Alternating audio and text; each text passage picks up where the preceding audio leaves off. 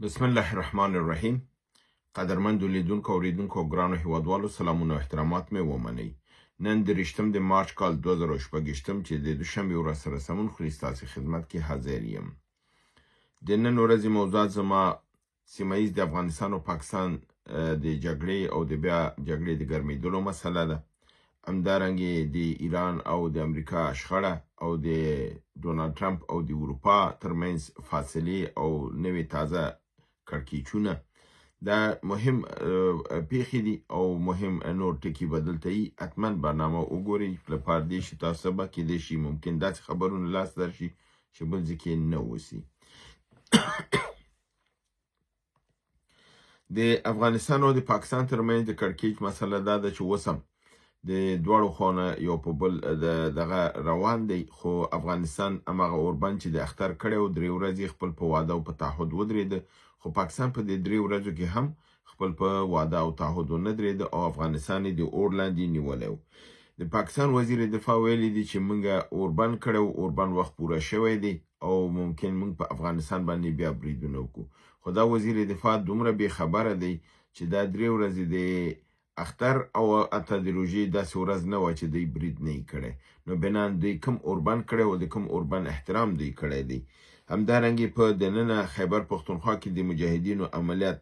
ورځ تر بله تقویه شوي قوت یې اخیستی دی. خیبر پښتونخوا په بلوچستان کې بریدونه ترسره شوي دي. همدارنګې د اختر په ورځو کې مجاهدین د خپل سیمو نه ښار خواته او عمومي سړکونو خواته راکوز شوي دي. د سړکونو امنیت یې تر لاس نیولی دی، موټرونه یې چک کړي دي، د خلکو سره خبرې کړي دي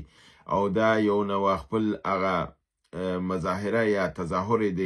قوت کړی دی لپاره دی چې دوی کولی شي سیمو ته راکوز شي، بې له دې نه چې د پاکستان د پوځ یری یا د پاکستان د برید یری او دوی د خلکو په منځ کې ګرځي، خلکو سره خبرې کوي او خلکو سرورو اعتماد د دوی باندې زیاتېږي، ځکه چې پخوا خو دوی ته پاکستان حکومت دا ویلي دا ترهګري ډله ده، نو دوی به یې بدنامول او په دې رقم سره دوی په منځ کې فاصلې دا کېدلې. اوس مجاهدین دا کوي چې راکوزیږي، خلکو سره خبرې کوي، ښار کې دغه حالات ګوري، د په حساب د نرخ و نوا پوښتنه کوي، د خلکو نه د حالاتو پوښتنه کوي، موټرونه چک کوي. دا خود به خود یو انټراکشن یا تماس په منځ د مجاهدینو او د خلکو کې پیدا کوي چې هغه کم ترس و بیم د خلکو د مجاهدینو نه دی هغه له منځه وړي. همدارنګې په نړیوالو موضوعاتو کې راځو د ایران او د امریکې ترمنځ د جنگ هغه حالت ده چې ښکاري دا چې اسرائیل او امریکا لګیا دي دغه جنگ بایلي او ایران لګیا دی قوت اخلي او برلاسي کوي، ځکه چې د ایران هوایي سیستم دفاعي سیستم کاملا له منځه تللی دی. ایران هغه خپل دغه چې د ایران برتري ده او د اسرائیل خپل هوایي سیستم کاملا د لاسه ورکړی دی او خپل د هوایي حریم نه دفاع نشي کولی، یعنی اوس ایران د هغې په هوایي حریم باندې برترۍ ترلاسه کړی دی او دغه کوي چې اوس کوم ځای چې ایران غواړي هغه وهي. بل خبره دا ده چې ایران وایي چې تر اوسه پورې دوی خپل د زړو میزایلونو دوی نه استفاده کړې ده او د عربي ممالک او اسرائیلو دای پې وهلي دي. دا دویمه دور د دوی دی چې دوی اوس شروع کړی دی، ځکه فکر کوم دوی د صادق څلوراویاومه دوره د عملیاتو روانه ده او په دې 4 کې 450 عملیات دوی په زړو میزایلونو او په دې باندې کړي دي چې هغې کې دوی وایي چې 200 میزایله او 3600 دغه چې و بې پیلوټه جهازونه یا ډرون دا پخواني دوی استعمال کړي دي. اوس چې دوی دویمې مرحلې ته چې اوس د اسرائیلو فضای کاملا له کاره ایستې ده او د هغې کنټرول پې ختم شوی دی، اوس دوی هغه میزایلونه استعمالوي چې ایران وایي چې دوی په دویمه مرحله د خپل د عملیاتو کې په حساب ورننوتي دي او هغه به دوی به خپل د عملیات پیاده کوي، یعنی د اسرائیل مهم ځایونه به وهي بې له کوم مشکل نه، بې له دې نه چې زیات میزایل استعمال کړي، بیا زیات ډرون استعمال کړي، چون فضا د هغوی اوس آزاده شوې ده، نه امریکا او اسرائیل د هغې دفاع نشي کولی، د هغې دغه دفاعي سیستم چې دی هغه له منځه تللی دی، نو د لپاره دوی په ډاډه توګه اوس په هغې باندې خپل عملیات انجاموي. همدارنګې په اروپا، استرالیا، جاپان، کاناډا، انګلستان، ایټالیا، جرمني، فرانسې د ټولو ویلي چې هغې د امریکا په دې جنګ کې نه غواړي چې داخل شي، او دا چې ډونالد ټرمپ دوی ته ویلو چې دوی باید راشي او د تنګي هرمز دا تنګی چې دی دا باید را پرانیزي، ځکه چې دوی ویلو چې ما کار تمام کړی دی، صرف د دوی تنګی پرانیزي. دوی دا ورته رد کړی دی او ویلي چې دا د مرګ لوبه چې ده ولې امریکا خپله نه کوي چې د تنګي هرمز ته د خپل پوځ نه لیږي چې کار یې تمام کړی دی خو تنګه د هرمز دې ونیسي. نو دا په دې لپاره دا خبره وایي کوي چې دی غواړي زمونږ پوځ هلته ولیږي، هغه ووژني او خپله بیا اخر کې اعلان د کامیابۍ وکړي. نو موږ دغه د امریکا نه منو. بله خبره دا ده چې دلته امکانات موجود چې اروپا د امریکا سره مرسته کړی وای، خو د امریکا دغه وخت کې دغه برید په اروپا باندې چې د بیا یې ورته وویل چې که ما سره تنګي هرمز کې مرسته ونه کوي، ممکنه ده چې زه د ګرینلند ځمکه تاسو نه ونیسم، که په زور یا په رضای په هر رقمي دا درنه ونیسم. دا بیا د دوی منځ کې لویه فاصله پیدا کوي او دا فاصله باعث د دې کېږي چې دوی د امریکا طرف ته لاړ نشي او امریکا دغسې چې یوازې ده یوازې پرېږدي او په دې یوازیتوب کې امریکا لګیا ده لوبه بایلي او ایران برتري پیدا کړې ده، جګ لاس یې پیدا کړی دی. همدارنګې په دغې نورو خبرونو کې دا دي چې اسرائیل د ایران په دغې باندې حمله کړې ده، د ګیس په زیربناو باندې مرکز باندې چې هغه په ساوت پارس باندې یادېږي، یعنې په جنوبي سیمه د ایران کې دا دغه کېږي او د سره بحر غاړې ته یعنې مخامخ ایران ته د قطر دغه دی د همدغه کوی، ځکه چې دغه کوی د ګیسو چې کوم یو دی د ځمکې لاندې د اوبو لاندې د بحر سرخ لاندې چې دی دا د قطر او د ایران ترمنځ مشترک دی، یعنې کوی یو دی خو دې ځینه پکې دغه کړی دی، لاره یې جوړه کړې، سوری یې جوړ کړی دی، تېنه راوباسي، دوی د ده غاړې نه کړی دی، کوی یو دی، دواړه تېنه اخلي. دا دې ته نشي ویلی چې دا زما دی، ځکه د دوی خپل په ملک نه پکې لاره ایستې ده او هلته دا موجود دی، د خپل د ملک نه پکې لاره ایستې ده، منځ کې د ریډ سی دی، یعنې بحر سرخ یا سور بحر، نو دا منځ کې دی. نو دوی بیرته ایران حمله کړې ده، د قطر په شمال کې دغه کې د راس اللفان مرکز یې ورته وهلی دی او د دې رقم ته دواړه که چېرته دوی دغه وکړي نو ډېر وخت به د ګیس نړۍ ته نه لاسته ورځي او ګیس به په نړۍ کې ډېر زیات قیمته شي او ممکنه ده چې ډېر ځایونو کې خلک خپل دا پخلی مخلی دا شیان پرېږدي، بالخصوص به همدغه اروپا کې موږ چې اوسېږو داسې حالت به راشي کېدای شي موږ به دا بل نشو ورکولی، ځکه که فرضاً بل 600 پاونډه میاشت رسېږي بیا هغه موږ غوندې دغه کسان توانایي د ورکولو نه لري. په دې اساس باندې دا ستونزه د دې نه جوړېدونکې ده. دا دغه چې دی د ذخیره د ګیسو د قطر او د ایران ترمنځ چې دی مشترکه دا 50 تریلیونه متر مکعبه سکویر فیټه دا دغه لري ګیس لري 50 تریلیونه، یعنی 1 تریلیون زر میلیارده دی. نو په دې اساس باندې او د دې دغه چې کړی ساحه چې ده 9200 سکویر فیټه د لاندې د ځمکې ویده ساحه ده چې دا په دې کې دا ګیس موجود دی. همدارنګې دا چې موږ وایو چې امریکا ولې جنګ ته نه رادانګي او اوس کوم غورې کولی چې زه به قوا راکوزوم او زه به فرضاً تنګه د هرمز دا کوم، اوس وایي تنګه هرمز د عربان او اروپایان خلاص کړي، د هغې ځان ته یو دلیل دی.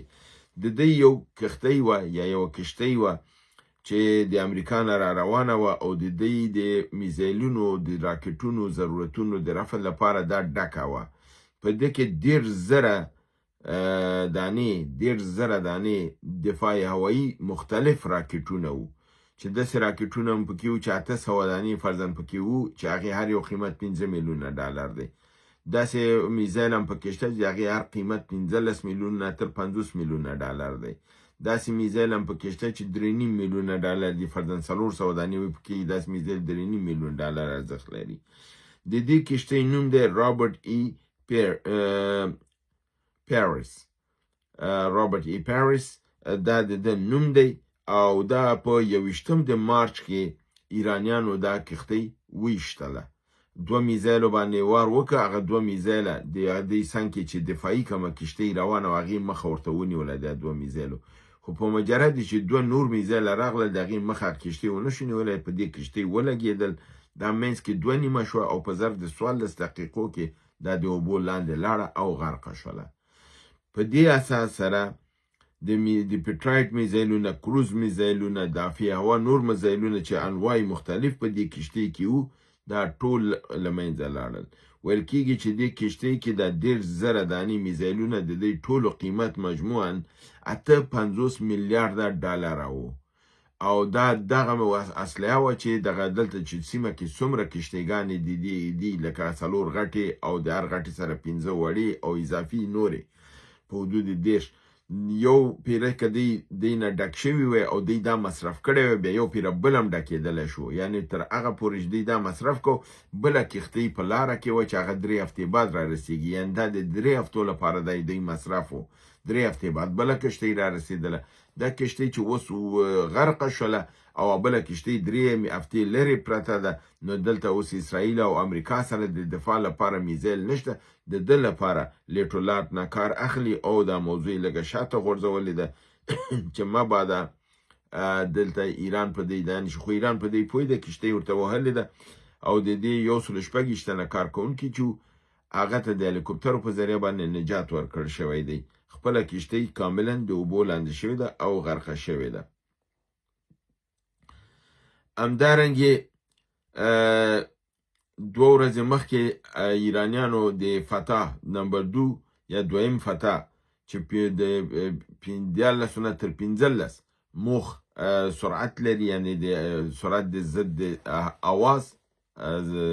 سوپرسونیک میزایلونه ورکړي وو چې دا د دې په مقابل کې د اسرائیل 10 دفاعي هوایي انټیسیپیټ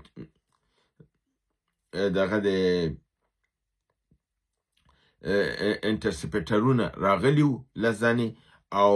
غوښته دا ده چې خو هغې کار نه دی کړی، دا په کمانډ سنټر یعنې مرکز د قومندې باندې لګېدلی دی. د فول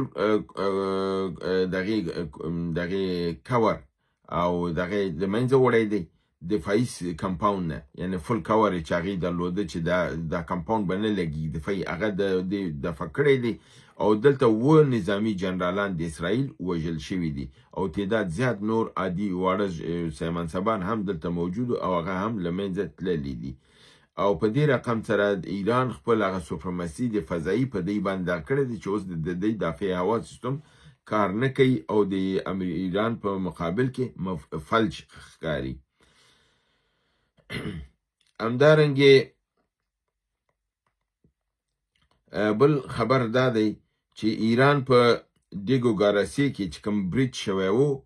او هغه ما خپل هم تاسو سره راپورټ کړی و او په نړیوالو خبرونو کې مې ویلي چې هغه د ایران ویل کېده چې بوشهر 4 میزایل تللی دی او دیګو ګاراسي 4000 کیلومتره لرې چې دا وهلې ده. اما نن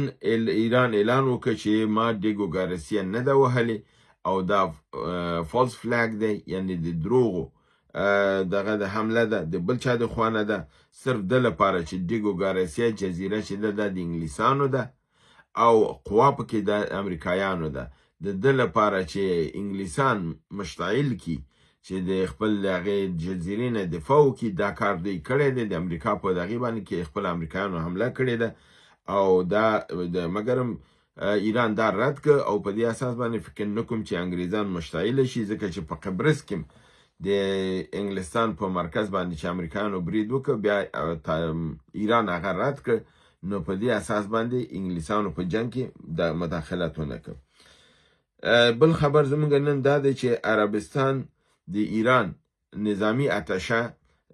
یعنی نظامی دیپلوماتی چې دی سره د معاونې او سنور دیپلوماتانو د خپل خاورې نه ایستې دي او هغه په دې دغه ایستې دي چې چون دا نظامی اتشه دی په دې نه دی توانېدلی چې خپل مملکت ته قناعت ورکړي چې پر عربستان سعودي باندې برید ونه شي او چون دا بریدونه شوي دي دوی اتشې نظامی خپل د خاورې نه ایستي دي او ملک بدر کړي دي او دی ویلي چې دوی د ایران په دې حملو چې په عربستان سعودي باندې کوي په دې باندې دوی اعتراض لري او دا دوی وایي چې د نړیوالو قوانینو خلاف دی اما هیڅکله دوی دا نه وایي چې دوی دا پردي قوا چې خپل په خاوره ساتلې دا هم د اسلامي قوانینو خلاف دی او هم د نړیوالو قوانینو خلاف دی نو ته هغه مه پرېږده چې تا باندې څوک برید ونه کړي چې ستا د خاورې نه بل چاته برید کېږي نو خلک خو به ستا په مقابل کې ودرېږي